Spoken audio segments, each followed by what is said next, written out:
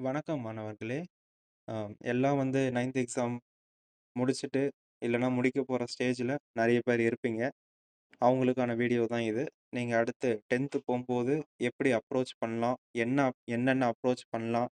அப்படின்ற உங்களோட எல்லா டவுட்டுக்கும் வந்து இந்த ஒரு வீடியோல வந்து நான் கிளாரிஃபை பண்ணலான்னு இருக்கேன். ஸோ அனைவருக்கும் வெல்கம். வாங்க வீடியோக்குள்ள போகலாம்.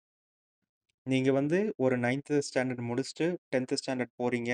இந்த 9த் லீவ்ல வந்து நான் எப்படி யுட்டிலைஸ் பண்ணணும்? யுட்டிலைஸ் எப்படி பண்ணணுன்றத விட கன்ஃபார்மா யுட்டிலைஸ் பண்ணி தான் ஆகணும் நீங்க.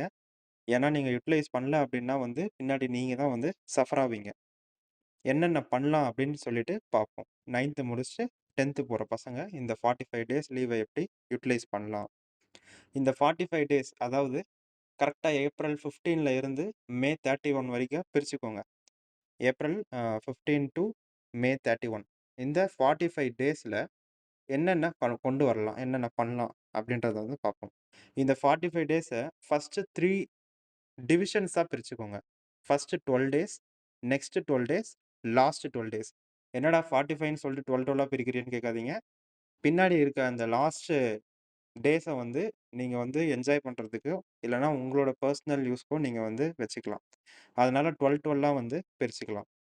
இந்த ஃபர்ஸ்ட் 12 டேஸ்ல என்ன படிக்கலாம் அப்டின்னா வந்து, கன்ஃபார்மா தமிழ் தான் படிக்கணும். ஏன்னா வந்து நான் சொல்றேன் ஏன்னு. இந்த ஃபர்ஸ்ட் 12 டேஸ் கன்ஃபார்மா எல்லாருமே தமிழ் தான் படிக்கணும். நீங்க தமிழ மெயின் சப்ஜெக்ட்டா எடுத்து படிக்கிறவங்களா இருந்தா.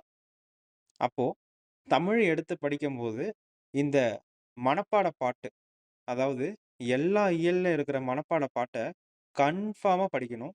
இப்ப நீங்க படிச்சு ஒரு ஒரு ஸ்டேஜுக்கு வந்து மெமரி வச்சுக்கிட்டா தான், மெமரி பவர்ல வச்சுக்கிட்டா தான், உங்களுக்கு கிளாஸ்ல நடத்தும்போது ஈஸியா புரியும் அவங்க என்ன சொல்றாங்கன்னு. சப்போஸ் இப்ப நீங்க படிக்கல அப்டின்னா, அப்ப புதுசா படிக்கிற மாரி இருக்கும். எல்லா மனப்பாட பாட்டுமே இயல் 1லருந்து கடைசி இயல் வரைக்கும் இருக்கிற எல்லா மனப்பாட பாட்டும், திருக்குறள் எல்லா மனப்பாட பாட்டும் சேர்த்து, இப்பவே நீங்க வந்து அந்த 12 டேஸ் இன்னைக்கு ஒரு டேஸ்னா, இன்னைக்கு ஒரு இயல்ல இருக்க மனப்பாட பாட்டு. எப்படியும் ஒரு இயல்ல ஒரு மனப்பாட பாட்டு தான் இருக்க போது. திருக்குறள் இருந்துச்சுன்னா 2 இருக்கும். அதனால 12 டேஸ் இருக்கு. ஆனா 12 இயல் நம்மகிட்ட கிடையாது. அதனால வந்து இயல் கம்மி தான்.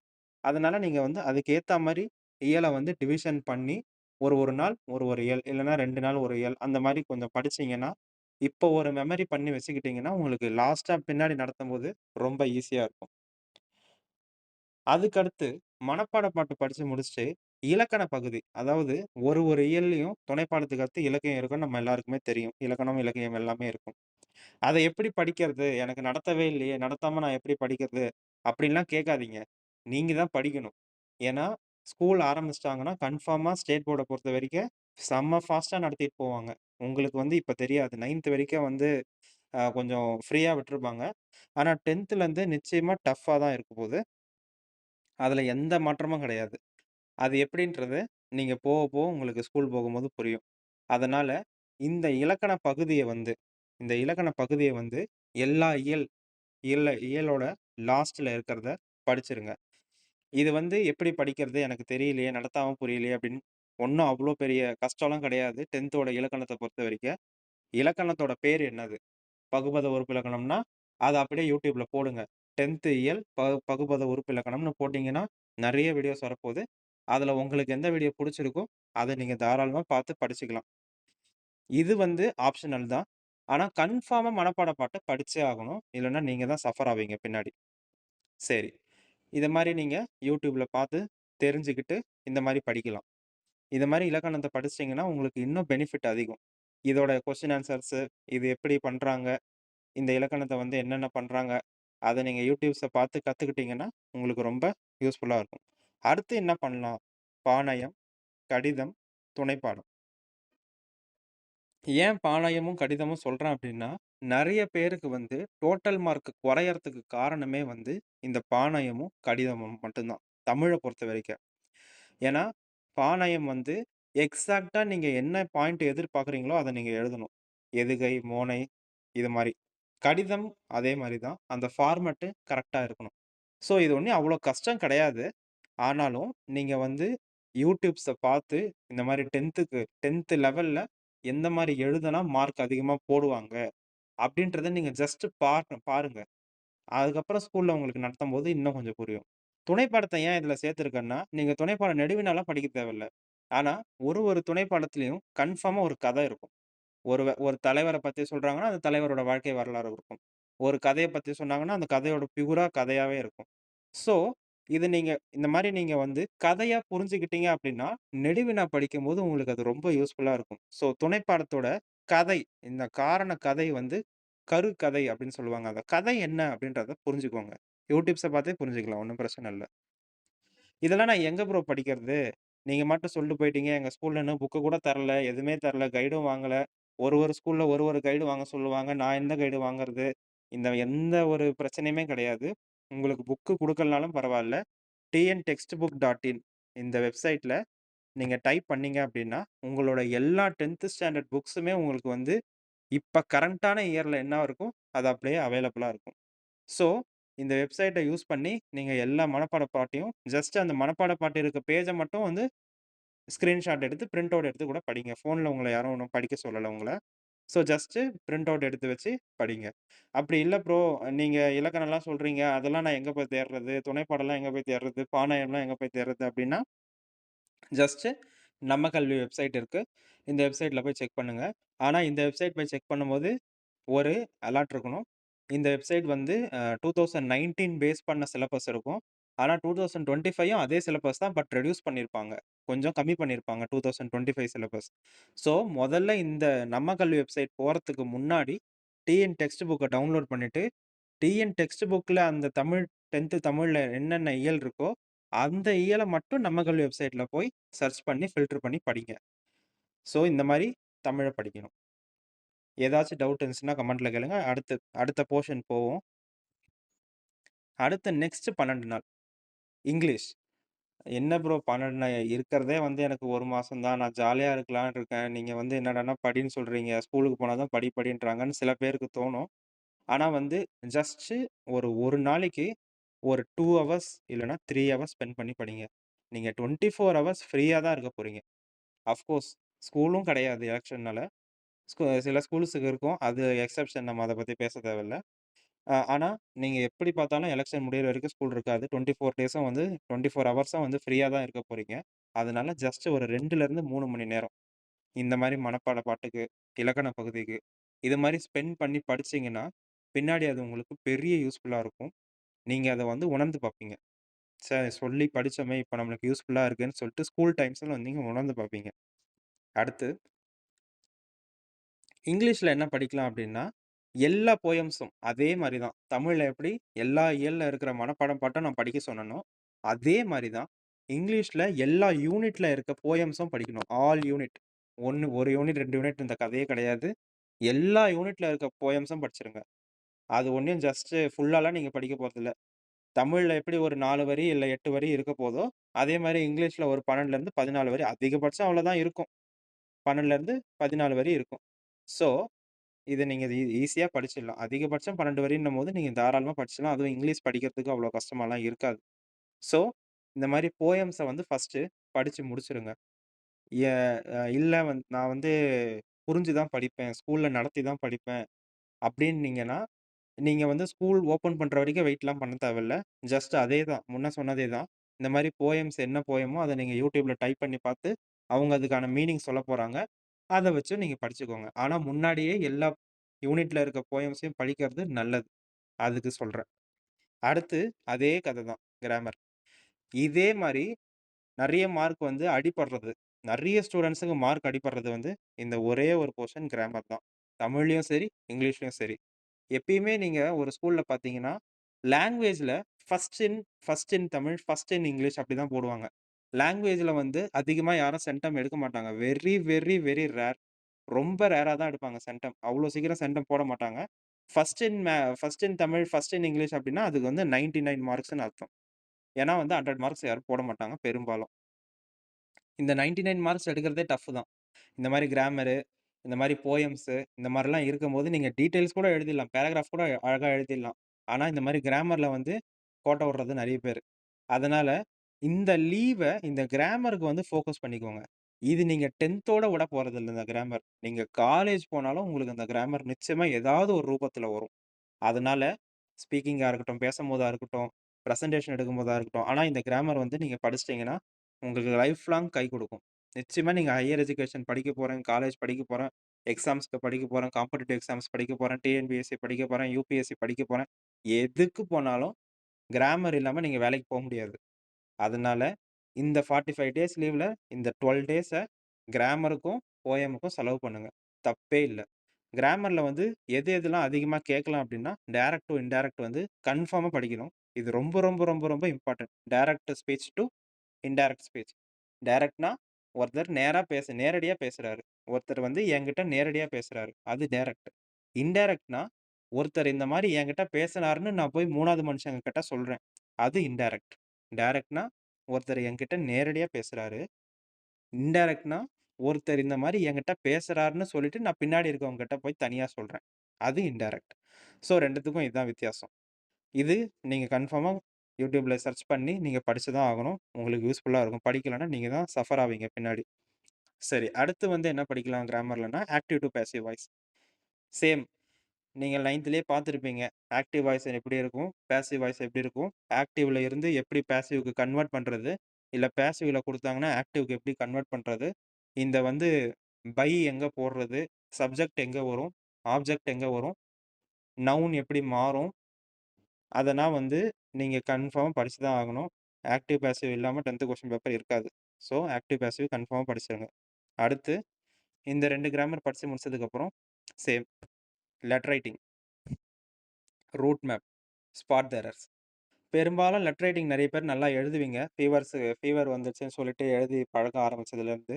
இருந்தாலும் கரெக்ட்டா அந்த அரேஞ்ச்மென்ட் எங்க ஃப்ரம் போடணும், எங்க டூ போடணும், எங்க ரெஸ்பெக்டட் சார் போடணும், எங்க வந்து சப்ஜெக்ட் எழுதணும், எங்க வந்து பாடி ஆஃப் த லெட்டர் எழுதணும், எங்க வந்து யுவர்ஸ் ஃபெய்த்ஃபுல்லி எழுதணும், எங்க வந்து டேட் அண்ட் டைம் போடணும். எல்லாமே வந்து இந்த லெட்டர் ரைட்டிங் ஃபார்மேட்ல தான் இருக்கு. ரொம்ப ரொம்ப ரொம்ப இம்பார்ட்டன்ட் லெட்டர் ரைட்டிங். அதுக்கடுத்து ரூட் மேப் நீங்க வந்து போட்டுருவீங்க. இருந்தாலும், அந்த சென்டென்சஸ் வந்து ஃபார்ம் பண்ணணும் இங்கிலீஷ்ல. நெறைய பேர் தமிழ் மீடியத்தில இருந்தீங்க அப்டின்னா, உங்களுக்கு கஷ்டமா இருக்கும். இந்த sentence go straight, turn left, turn right இந்த மாரி சிம்பிளா எழுதுறது பிரச்சனை கிடையாது. ஆனா, மார்க் கம்மியா வரும். ஸோ, கொஞ்சம் if you will go straight means you will reach a landmark this. You will go near by means you will face this. இந்த மாரி ஒரு சென்டென்ஸா நீங்க எழுதானீங்கன்னா, உங்களுக்கு வந்து மார்க் குறைக்கணும்னு கரெக்ஷன் பண்றவங்களுக்கு தோணாது. ஸோ, இந்த ரூட் மேப் ரொம்ப ரொம்ப முக்கியம். அடுத்து சென்டெம்ஸ குறைக்கிற ஒரு முக்கியமான ஒரு கல்ப்ரிட் யாருன்னா, இந்த ஸ்பாட் த எரர்ஸ் தான். எரர் ஸ்பாட்டிங்ன்னு சொல்லுவாங்க. ஒரு சென்டென்ஸ் குடுத்துட்டு, "அதுல என்ன தப்பு இருக்கு?" அப்படின்னு கேட்பாங்க. அது வந்து இது நீங்க வந்து பிராக்டிஸ் பண்ண தான் புரியும். இந்த மாரி வந்து 10த் சிலபஸ்க்கு ஏத்த மாரி ஸ்பாட் த எரர்ஸ் கன்ஃபார்மா YouTubeல அவைலபிளா இருக்கு. அத நீங்க வந்து இந்த லீவ் யுட்டிலைஸ் பண்ணி பாருங்க. சென்டம்ல அடிபடணும்னா சென்டம்ல அடிபடுறவங்களுக்கு ஸ்பாட் த எரர் ஒரு முக்கியமான காரணியா இருக்கும். ஸோ, அதனால புரிஞ்சுக்கோங்க. அதே மாரி பாஸ் பண்ற ஸ்டேஜ்ல தான் இருக்கேன். இல்ல நான் ஆவரேஜ் தான் எடுப்பேன் அப்டின்னாலும், உங்களுக்கும் ஸ்பாட் த எரர் கை குடுக்கும். நிச்சயமா கை குடுக்கும். அத மறந்துறாதீங்க. அடுத்து வந்து இதுவும் அதே தான். இங்கிலீஷ் புக்கும் வந்து இதே வெப்சைட் தான் tntextbook.in. இந்த புக்க ஃபர்ஸ்ட்டு டவுன்லோட் பண்ணிட்டு, அதுல என்ன சிலபஸ் குடுத்துருக்காங்கன்னு பாருங்க. அந்த சிலபஸ்ல இருக்க கைடு வந்து நம்ம கல்வியில நிச்சயமா அவைலபிளா இருக்கும். அதுல எந்தவித மாற்றமும் கிடையாது. அடுத்து வந்து சிலபஸ் ஏதாவது சேஞ்ச் ஆகுமா? அப்படின்னு சொல்லிட்டு நெறைய பேர் கேட்டுட்டு இருக்காங்க. சிலபஸ் வந்து சேஞ்ச் பண்றதுக்கான ஆர்டர் கவர்ன்மெண்ட் குடுத்திருக்கு. ஆனா, இந்த வருஷம் கன்ஃபார்ம் ஆகல. எந்த ஒரு கன்ஃபார்மும் இதுவரைக்கும் வரல. எந்த ஒரு ஆர்டரும் இதுவரைக்கும் வரல. ஸோ, இதுவரைக்க கன்ஃபார்ம் ஆவாதனால, கன்ஃபார்மா வந்து இந்த வருஷம் ஓல்டு சிலபஸ் தான் ஃபாலோ பண்ணுவாங்க. அதுல எந்தவித சேஞ்சும் கிடையாது. ஏன்னா, கடைசி 2 மந்த்ஸ்ல சேஞ்ச் பண்ணி டோட்டலா சேஞ்ச் பண்ண மாட்டாங்க. கைடு கம்பெனிலாம் பிரிப்பேர் பண்றவங்களுக்கு லேட் ஆயிடும். ஃபர்ஸ்ட்டே சிலபஸ் மாத்துறதா இருந்தா சொல்லியிருப்பாங்க. ஸோ 99% வந்து சிலபஸ் சேஞ்ச் இருக்காது இந்த வருஷம். மேபி நெக்ஸ்ட் இயர் இருக்கலாம். So no problem. எப்படி இருந்தாலும் சிலபஸே கடைசி 1%ல சேஞ்ச் பண்ணிட்டா நான் என்ன ப்ரோ பண்றது? படிச்சதெல்லாம் வேஸ்ட்டா போயிடும். எதுவும் வேஸ்ட்டா போகாது. எப்பயுமே வந்து மனப்பாட பாட்டு மேக்ஸிமம் அப்படியே தான் ரிப்பீட் ஆகும். எப்பயுமே அத மட்டும் புரிஞ்சுக்கோங்க. மனப்பாட பாட்டு நீங்க என்ன படிக்கிறீங்களோ, அது மேக்ஸிமம் அப்படியே தான் ரிப்பீட் ஆகும். அதே மாரி கிராமர் வந்து யாராலயுமே அழிக்க முடியாத ஒண்ணு. எந்த சிலபஸ் மாத்துனாலும் கிராமர் ஏதாவது ஒரு ரூபத்துல வந்துரும். அதனால அதனால தான் வந்து எப்பயுமே சேஃபர் சைடா இருக்கறதுக்கு என்ன சொல்றது, கிராமரும், இந்த மனப்பாட பாட்டும் படிச்சிருங்க அப்படின்னு சொல்றது. அடுத்து எந்தவித அஃபிஷியல் கன்ஃபர்மேஷனும் வரல சிலபஸ் சேஞ்ச் பத்தி. ஸோ, நீங்க கவலைப்பட தேவையில்ல. அடுத்த 12 டேஸ் தமிழும் படிச்சாச்சு ப்ரோ, இங்கிலீஷும் படிச்சாச்சு ப்ரோ. நான் ஓரளவுக்கு நல்லா படிச்சிருக்கேன்னு விரும்புறேன் அப்படின்றம்போது, ஒரு பெரிய ஒரு ஊன்றுகோலாவும் இருக்கும். நெறைய பேருக்கு பெரிய கஷ்டமாவும் இருக்கும் மேத்ஸ் வந்து. மேத்ஸ் சில பேருக்கு ரொம்ப நல்லா பிடிக்கும். மேத்ஸ் சில பேருக்கு வரவே வராது. அவங்கலாம் தயவு செய்து இந்த லீவ நல்லா யுட்டிலைஸ் பண்ணிக்கோங்க. யாருக்கு நல்லா மேத்ஸ் வருமோ, அவங்களுக்கு இந்த 12 டேஸ் போதும். நீங்க ஆவரேஜா மேத்ஸ் போடுறதா இருந்தாலும் இந்த 12 நாள் போதும். இல்ல ப்ரோ எனக்கு மேத்ஸே சுத்தமா வராது. நான் என்ன ப்ரோ பண்றதுன்னா, இங்கிலீஷ்ல இருந்து ஒரு 5 நாள் கடன் வாங்கிக்கோங்க. அதாவது இங்கிலீஷ்ல இருந்து ஒரு 5 டேஸ் பாரோ பண்ணிக்கோங்க. 12 + 5 17 டேஸ். ஓகே. அந்த 17 நாள்ல மேத்ஸ்க்கு யுட்டிலைஸ் பண்ணிக்கோங்க. இதுல மேத்ஸ்ல எந்தெந்த சாப்டர்ஸ் ப்ரோ நான் பார்க்கறது அப்டின்னா, வெறும் 2 சாப்டர்ஸ் மட்டும் இந்த லீவ்ல பாருங்க. மொத்தமா தான் நான் 2 சாப்டர்ஸ் படிக்க சொன்னேன்னு என் மேல பழிய போட்டுறாதீங்க. இந்த லீவ்ல அதாவது மே 31க்குள்ள நான் சொல்ற 2 சாப்டர்ஸ பாருங்க. நிச்சயமா வந்து பாஸ் பண்ற ஸ்டேஜ்ல இருக்கிறவங்களுக்கும் கை குடுக்கும். சென்டம் எடுக்கிறவங்களுக்கும் கை குடுக்கும். என்னென்ன சாப்டர்ஸ்ன்னா, relations and functions. First chapter இந்த என்னு, union, intersection A union, B union C இந்த மாரி எல்லாமே இந்த ரிலேஷன்ஸ் அண்ட் ஃபங்ஷன்ஸ் தான் இருக்கும். ரொம்ப, ரொம்ப, ரொம்ப, ரொம்ப முக்கியமான சாப்டர் இது. இதுலருந்து பெரும்பாலும் 5 மார்க் எப்படி கேட்பாங்கன்னா, prove that prove that this equal to this equal. Prove that இந்த மாரி ப்ரூவ் பண்ண சொல்லி கேட்பாங்க. ஸோ ப்ரூவ் தட்ன்னு கேட்கும்போது, நம்மளுக்கு ஆன்ஸர் கொஸ்டின்ல இருக்கு. அப்படின்னும்போது இந்த சாப்டர்ஸ வந்து யாருமே சாய்ஸ்ல விட மாட்டாங்க. அப்படின்னும்போது இந்த சாப்டர்ஸோட முக்கியத்துவத்த பத்தி நீங்க புரிஞ்சுக்கோங்க. ப்ரூவ் தட்ன்னு கேட்டாலே கொஸ்டின்லயே ஆன்ஸர் இருக்கு. அதனால, நீங்க தாராளமா அந்த கொஸ்டின் அட்டெண்ட் பண்ணிடலாம் பப்ளிக் எழுதும்போது. ஸோ, இந்த சாப்டர்ஸ நல்லா விடாம, நல்லா பாருங்க. இந்த சாப்டர்ஸ் ரொம்ப, ரொம்ப, ரொம்ப இம்பார்ட்டன்ட்டான சாப்டர். 2 கேட்டகரிக்குமே. பாஸ் பண்ற கேட்டகரிக்கும் இம்பார்ட்டன்ட்டான சாப்டர். சென்டம் எடுக்கிறவங்களுக்கும் இம்பார்ட்டன்ட்டான சாப்டர். ஸோ, நல்லா படிங்க இத. அதுக்கடுத்து, ஸ்டாட்டிஸ்டிக்ஸ் அண்ட் ப்ராபபிலிட்டி. இதுவும் ரொம்ப முக்கியமான சாப்டர். இந்த ஸ்டாட்டிஸ்டிக்ஸ் வந்து நீங்க எங்க போனாலும் உங்கள தொரத்திட்டு வரும். 12த் வரைக்கும் தொரத்திட்டு வரும். காலேஜ் வரைக்கும் தொரத்திட்டு வரும். காம்படிட்டிவ் எக்ஸாம் வரைக்கும் தொரத்திட்டு வரும். ஸோ, இந்த ஸ்டாட்டிஸ்டிக்ஸோட வேல்யூ அந்த மாரி. இத மட்டும் தயவு செய்து விட்றாதீங்க. ஸ்டாட்டிஸ்டிக்ஸ்னா என்னது? Mean, median, mode, triple M. Mean, median, mode, standard deviation, SD, coefficient of variation, CV இது மாரி தான் வரப்போது. ஜஸ்ட் இதுல இருக்க ஃபார்முலாஸ மட்டும் நல்லா தரோவா படிங்க. நீங்க சம்ஸ் போடுறீங்களோ இல்லையோ, இந்த ஸ்டாட்டிஸ்டிக்ஸ்ல இருக்கிற ஃபார்முலாவ நல்லா தரோவா படிங்க. அது ரொம்ப உங்களுக்கு ரொம்ப யூஸ்ஃபுல்லா இருக்கும். அது மாரி படிச்சீங்கன்னா. அதுக்கப்புறம் இந்த சாப்டர்ஸையும் வந்து நீங்க YouTubeல ரெஃபர் பண்ணியும் படிக்கலாம். இதுவும் சரி, முன்னாடி முன்னாடி சொன்ன ரிலேஷன் ஃபங்ஷன்ஸும் சரி, 2மே வந்து நெறைய பேர் பெரிய ஜாம்பவான்கள் YouTubeல வீடியோஸ் போட்டுட்டு இருக்காங்க. அவங்களுக்கு வந்து ஈச் அண்ட் ஒரு ஒரு எக்ஸாம்பிளுக்கும் ஒரு ஒரு வீடியோ போட்டுருக்காங்க. ஸோ ஒண்ணும் பிரச்சனை இல்ல. நீங்க தாராளமா வந்து வீடியோஸ பார்த்து கூட கத்துக்கலாம். இது சாப்டர் 8 10த் புக்ல இது வந்து சாப்டர் 8. இதுதான் கடைசி சாப்டர் போன சிலபஸ் படி. இந்த வாட்டியும் அப்படிதான் வரும். அதனால தான் சொல்றேன். எப்படி பார்த்தாலும் கொஸ்டின் எடுக்கிறவங்க ஃபர்ஸ்ட் சாப்டர்லருந்து ஒரு கொஸ்டின் எடுப்பாங்க. கடைசி சாப்டர்லருந்து ஒரு கொஸ்டின் எடுப்பாங்க. நடுவுல இருக்கிறத பத்தி எடுப்பாங்க. ஆனா இது ரொம்ப ரொம்ப ரொம்ப இம்பார்ட்டன்ட்டான சாப்டர். ப்ராபபிலிட்டியும் அதே மாரி தான். ப்ராபபிலிட்டி நீங்க 9த்லயே படிச்சிருப்பீங்கன்னு நெனைக்கிறேன். அதோட கொஞ்சம் அட்வான்ஸ்டு வெர்ஷன். ப்ராபபிலிட்டி ரொம்ப ஈஸி தான். ஒண்ணும் பிரச்சனை கிடையாது. அதனால இந்த சாப்டரையும் வந்து நல்லா ஃபோக்கஸ் பண்ணி படிங்க. YouTube பார்த்து. அடுத்து இந்த 2 சாப்டர்ஸ் தான் வந்து பாஸ் பண்றவங்களுக்கும் சேஃபா இருக்கும். சென்டம் எடுக்கிறவங்களுக்கும் ஈஸியா கை குடுக்கும். அடுத்து இதே தான். மேத்ஸுக்கும் அதே தான். கைட்ஸும் வந்து டிஎன் டெக்ஸ்ட் புக்ல ஃபர்ஸ்ட்டு டெக்ஸ்ட் புக்க டவுன்லோட் பண்ணிக்கோங்க. டவுன்லோட் பண்ண டெக்ஸ்ட் புக்ல என்னென்ன சாப்டர்ஸ் குடுத்துருக்காங்க அப்படின்றத ஃபர்ஸ்ட்டு பாருங்க. அதுக்கப்புறம் அதுக்கான கைட வந்து நம்ம கல்வியில இறக்குங்க. பெரும்பாலும் மேத்ஸுக்கு கைடு யூஸ் பண்ணக்கூடாதுன்னு சொல்லுவாங்க. நானும் அதே தான் சொல்லுவேன். சப்போஸ் ஏன்னா மேக்ஸிமம் புக்லயே பின்னாடி ஆன்ஸர் இருக்கும். எனக்கு வந்து புரியல ப்ரோ. நான் கைடு வச்சு தான் படிப்பேன் அப்படின்றவங்களுக்கு மட்டும் கைடு யூஸ் பண்ணுங்க. இல்லன்னா கைடு வேண்டாம். நீங்க YouTube மட்டும் பார்த்து படிச்சாலே போதும். இல்ல நெறைய பேர் டியூஷன் போவீங்க. டியூஷன்ல படிச்சாலே போதும். இந்த 2 மாசத்துக்கு. ஏன்னா மேத்ஸ் வந்து கைட பார்த்து நீங்க பிரிப்பேர் பண்ணீங்கன்னா, அந்த கைட வந்து நடுவுல வந்து ஓப்பன் பண்ணி பார்த்துக்கிட்டு இருப்பீங்க. அது ஒரு பேட் ஹேபிட். ஸோ மேக்ஸிமம் வந்து கைட வந்து அவாய்ட் பண்ணுங்க. மேத்ஸுக்கு மட்டும் சொல்றேன். மத்த சப்ஜெக்ட்க்கு கிடையாது. சரி ப்ரோ. இதுவரைக்கும் சொல்லியிருக்கீங்க. 12, 12, 12 நாள் முடிஞ்சு போச்சு. மிச்சம் ஒரு செட் ஆஃப் டேஸ் இருக்கும். அது நான் என்ன பண்றது? அப்படின்றவங்களுக்கு வந்து என்ன என்ன பண்ணலான்னு சொல்றேன்னா, அந்த மிச்சம் இருக்கிற செட் ஆஃப் டேஸ்ல வந்து இதுல என்னென்னலாம் படிக்காம விட்டுருப்பீங்க. சில பேர் டூருக்கு போயிருக்கலாம், அங்க போயிருக்கலாம், இங்க போயிருக்கலாம். அஃப்கோர்ஸ் 24 மணி நேரமும் உட்காந்து படிக்க போறதில்ல. நீங்க 10த் போறதுனால. அஃப்கோர்ஸ் இங்க, அங்க போயிட்டு வரதான் செய்வீங்க. அதெல்லாம் எந்த தப்பும் கிடையாது. அதனால நான் என்ன ப்ரோ பண்றது? நான் போயிட்டேன். அப்படின்றவங்களுக்கு வந்து இந்த லாஸ்ட் 10 டேஸ் ரொம்ப, ரொம்ப இம்பார்ட்டன்ட். லாஸ்ட் 10 டேஸ்ல படிக்கலாம். தப்பில்ல. அடுத்து, என்ன ப்ரோ சயன்ஸ் அண்ட் சோசியல பத்தி நீங்க எதுவுமே பேசவே இல்லையே! சயன்ஸ் அண்ட் சோசியல பத்தி என்ன பேசுறது? சயன்ஸ் அண்ட் சோசியல் வந்து ஃபுல்லா வந்து லெசன்ஸ் தான். அது வந்து படிச்சு தான் ஆகணும். அது நடத்துனதுக்கப்புறம் படிங்க. ஒண்ணும் பிரச்சனை இல்ல.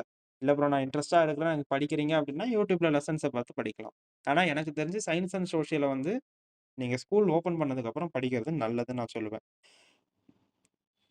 அதேதான் டைம் வேஸ்ட் பண்ணாதீங்க.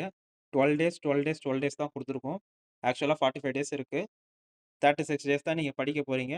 மிச்சம் இருக்க 9 டேஸ் என்ஜாய் பண்ணுங்க தாராளமா. இந்த மாரி ஐபிஎல்ஸ்லாம் பார்க்கும்போது நீங்க தாராளமா என்ஜாய் பண்ணிக்கலாம் நடுவுல. இதுல ப்ரோ நான் டியூஷன் போணுமா? நெறைய பேர் வந்து 10த் போனாலே ஆட்டோமேட்டிக்கா டியூஷன் சேர்த்து விட்டுர்றாங்களே ப்ரோ! நான் என்ன ப்ரோ பண்றது? நீங்க ஃபர்ஸ்ட்டு உங்கள யோசிச்சு பாருங்க.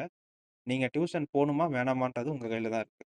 நீங்க வந்து ஒரு சென்டம் எடுக்கிற ஸ்டூடண்ட். 9த் வரைக்கும் நான் வந்து 500க்கு 450க்கு மேல எடுத்துட்டு இருந்தேன். 450 பிளஸ் நான் எடுத்துட்டு இருந்தேன் ப்ரோ. நான் டியூஷன் போணுமான்னா, நீங்க மேக்ஸிமம் தேவையில்ல. இன்னும் நீங்க வந்து உங்கள நீங்களே ஸ்டெபிலைஸ் பண்ணி நல்லா படிங்க. 450 அபோவ் எடுக்கிறேன் ப்ரோ அப்டின்னா. ஏன்னா, நீங்க டியூஷன் போனீங்கன்னா, அவங்க வந்து 450 பிளஸ் எடுக்கிற ஸ்டூடண்ட்ஸ்க்காக டியூஷன் நடத்த மாட்டாங்க. எல்லாருக்கும் காமனா தான் நடத்துவாங்க. ஸோ, நீங்க வந்து உங்களோட டைம கரெக்ட்டா யுட்டிலைஸ் பண்ணுங்க. Time utilization is very, very must. டைம வந்து கரெக்ட்டா யுட்டிலைஸ் பண்ணுங்க. கரெக்ட்டா யுட்டிலைஸ் பண்ணி ஷெட்யூல் போட்டு படிங்க. நீங்க சென்டம் எடுக்கிறதுக்கு ட்ரை பண்ணீங்கன்னா, லீவ்லயே ஷெட்யூல் போட்டு படிங்க. Schedule is must. சென்டம் எடுக்கிற ஸ்டூடண்ட்ஸ்க்கு. ஏன் சொல்றேன்னு உங்களுக்கு பின்னாடி புரியும். நீங்க ஷெட்யூல் போட்டு இப்பவே படிக்க ஸ்டார்ட் பண்ணிட்டீங்கன்னா தான் உங்களுக்கு சென்டம் எடுக்கிறது ஈஸியா இருக்கும். இது வந்து 450 பிளஸ் எடுக்கிறவங்களுக்கு, 440 பிளஸ் எடுக்கிறவங்களுக்கு இந்த ஒரு மெத்தட் நான் சொல்லுவேன். பெரும்பாலும் நீங்க டியூஷன் தேவையில்ல. பட் நான் டியூஷன் வீட்ல சேர்த்து விட்டுருக்காங்க. 450 எடுத்திருக்கேன். இதுக்கு மேல எடுக்கிறதுக்குன்னா, அது வந்து உங்களோட பெர்சனல் இன்ட்ரெஸ்ட் தான். அதில நான் தலையிட மாட்டேன். அடுத்த செட் வந்து 400 பிளஸ் இல்ல 350 பிளஸ். நீங்க கன்ஃபார்மா டியூஷன் போய் தான் ஆகணும். ஏன்னா வந்து நீங்க கிட்டத்தட்ட ஒரு ஆவரேஜ் கேட்டகரில தான் இருக்கிறீங்க. நீங்க வந்து எஃபோர்ட் போட்டாலும் உங்களோட எப்படி சொல்றதுன்னா, உங்களோட நாலேட்ஜ் வந்து அடிபடும். இப்ப வந்து 450க்கு மேல எடுக்கிறவங்களுக்குனா, அந்த சில ட்ரிக்ஸ் அண்ட் இது மெத்தட்ஸ் தெரியும் மேத்ஸ் அதெல்லாம் போடம்போது. ஆனா நீங்க 400 இல்லன்னா 350 தான் எடுக்கிறீங்க அப்படின்னா, அந்த ட்ரிக்ஸ் அண்ட் மெத்தட்ஸ் வந்து உங்களுக்கு தெரியாம போயிருக்கலாம். இல்லன்னா நீங்க மறந்து போயிருக்கலாம். இத கத்துக்கிறதுக்காக பெரும்பாலும் மேத்ஸ்க்கு மட்டும் டியூஷன் போனா நல்லதுன்னு நான் சஜெஸ்ட் பண்ணுவேன். உங்களுக்கு மேத்ஸ் வராது. மேத்ஸ்க்கு மட்டும் நீங்க போறீங்கன்னா நல்லது. மத்தபடி இந்த சயன்ஸ், சோசியல், தமிழ், இங்கிலீஷ் எல்லாம் நீங்க படிங்க. இது ஃபுல்லா படிக்கிறது மட்டும் தான். இதுல வேற எதுவுமே கிடையாது. சயன்ஸ், சோசியல் ஸ்கூல்ல நடத்துற கான்செப்ட்ட வச்சே படிக்கலாம். தமிழ், இங்கிலீஷ் மனப்பாட பாட்டும், கிராமரும் படிச்சாலே போதும். இல்ல எனக்கு இங்கிலீஷ்ல மட்டும் கிராமர் வராது அப்படின்றவங்களுக்கு இங்கிலீஷ்ல கிராமருக்கும், மேத்ஸ்க்கு டியூஷனுக்கும் போலாம். இங்கிலீஷ்ல கிராமருக்கும், மேத்ஸ் வந்து டியூஷன் போலாம். மேத்ஸ் வராதவங்களுக்கு. யாருக்குன்னா 400 பிளஸ், 350 பிளஸ் எடுக்கிறவங்களுக்கு. இதெல்லாம் விட இன்னொரு கேட்டகரி ஒருத்தவங்க இருக்காங்க. அவங்க யாருன்னு கேட்டீங்கன்னா, 250 பிளஸ், 200 பிளஸ் இந்த மாரி இருக்காங்க. இவங்களுக்கும் இந்த வீடியோ பொருந்தும். இவங்களும் மனுஷங்க தான். இவங்கள நம்ம வந்து குறை சொல்ல போறது கிடையாது. ஆனா வந்து, இவங்க கிட்ட வந்து பார்க்கணும் அப்டின்னா வந்து, நீங்க வந்து தயவு செய்து நான் சொன்ன இந்த மனப்பாட பாட்டு, கிராமரு, மேத்ஸு இதெல்லாம் நீங்க தயவு செய்து படிங்க. ஆனா நீங்க டியூஷன் மஸ்ட் போய் தான் ஆகணும். வேற வழி இல்ல. டியூஷன் போய் சேர்ந்துருங்க. சரி. இதுவரைக்கும் பார்த்துருக்கோம். அடுத்து என்ன ப்ரோ பண்றது? ஜூன்ல இருந்து உங்களுக்கு ஸ்கூல் ஓப்பன் பண்ணிடுவாங்க. அதனால இப்பவே நீங்க அத இப்பவே நான் சொன்னதெல்லாம் நீங்க படிச்சீங்க அப்டின்னா, உங்களுக்கு ஸ்கூல் ஓப்பன் பண்ணதுக்கப்புறம் இன்னும் கொஞ்சம் ஈஸியா இருக்கும். இப்ப நீங்க எதுவுமே படிக்காம ஸ்கூல் ஓப்பன் பண்ணி போய் நான் ஃப்ரெஷ்ஷா உட்கார்ந்தேன் அப்டின்னா, ஃப்ரெஷ்ஷா தான் ஆரம்பிக்க போறாங்க. ஆனா அவங்க செம்ம ஃபாஸ்ட்டா போவாங்க. குறிப்பா சொல்லப்போனா பிரைவேட் ஸ்கூல்ல வந்து செம்ம ஃபாஸ்ட்டா போவாங்க. அப்போ அப்படி இருக்கும்போது உங்களால வேகமா கேப்சர் பண்ணி படிக்க முடியாது.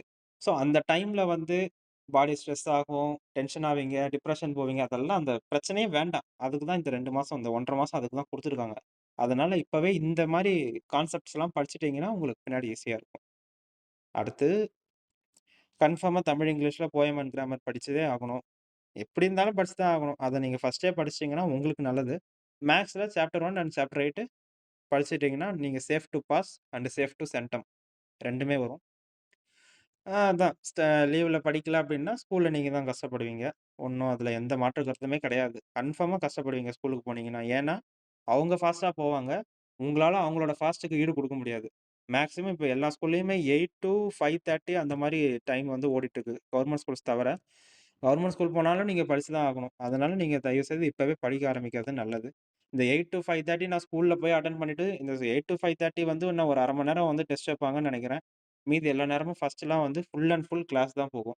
அவங்க நடத்துற கிளாஸ நீங்க திரும்பி வந்து டர்ன் பண்ணி பார்க்கறதுக்கே உங்களுக்கு டைம் இருக்காது. அப்படின்றப்ப நீங்க ஃபர்ஸ்ட்டே படிச்சிட்டீங்கன்னா, அட்லீஸ்ட் உங்களுக்கு அப்போ கொஞ்சம் படிக்க டைம் இருக்கும். ரொம்ப கடினமா இருக்கும். நீங்க லீவ்ல படிக்கலன்னா, அஃப்கோர்ஸ் அதுல எந்த மாற்றமும் இல்ல. So be careful, careful, careful. உங்க கிட்ட தான் இருக்கு. நீங்க வந்து அடுத்த இந்த ஏப்ரல், மே செட்ல வந்து நீங்க நல்ல மார்க் எடுக்கணும் அப்டின்னா, இந்த ஏப்ரல், மே செட்ல நீங்க படிக்கணும். இப்ப படிக்கிறது தான் உங்களுக்கு பின்னாடி கை குடுக்கும். இப்ப ஸ்டார்ட் பண்ணா தான் உங்களுக்கு பின்னாடி கை குடுக்கும். ஜூன்ல ஸ்டார்ட் பண்ணாங்க அப்டின்னா கஷ்டம். அஃப்கோர்ஸ் நம்ம படிப்பு தான் நம்ம வாழ்க்கைய வந்து டிசைட் பண்ண போது. "ஏன் ப்ரோ படிக்க சொல்றீங்க? எனக்கு படிக்கவே வராது" அப்டின்னா, இந்த 1 வருஷம் படிங்க. நிச்சயமா உங்களுக்கு வந்து லைஃப்ல ஒரு சேஞ்ச் கிடைக்கும். இந்த வீடியோ புடிச்சிருந்துச்சுன்னா, லைக் பண்ணுங்க, ஷேர் பண்ணுங்க, கமெண்ட் பண்ணுங்க. நம்ம சேனலுக்கு வந்து ஒரு நல்ல பேர சஜெஸ்ட் பண்ணுங்க. கொஞ்சம் டிஃபரெண்ட்டா ட்ரை பண்ணியிருக்கோம் இந்த வீடியோ. ஆஃப்கோர்ஸ் சார்ஜ் வேற இல்ல. ஃபோன் வேற ஷட் டவுன் ஆகப்போது. வீடியோ முடிச்சுக்கலாம். இந்த வீடியோ புடிச்சிருந்தா, ஒரு நல்ல பேர சஜெஸ்ட் பண்ணுங்க. உங்களுக்கு கமெண்ட்ஸ்ல கழுவி ஊத்துனாலும் கழுவி ஊத்துங்க. ஒண்ணும் பிரச்சனை இல்ல. நான் வந்து சேஞ்ச் பண்ணிக்கிறேன். இல்ல நல்லா இருக்குனாலும் நல்லா இருக்குன்னு சொல்லுங்க. So, the comments is yours and the change is me. Next வீடியோல பார்க்கலாம். Thank you. பாய்.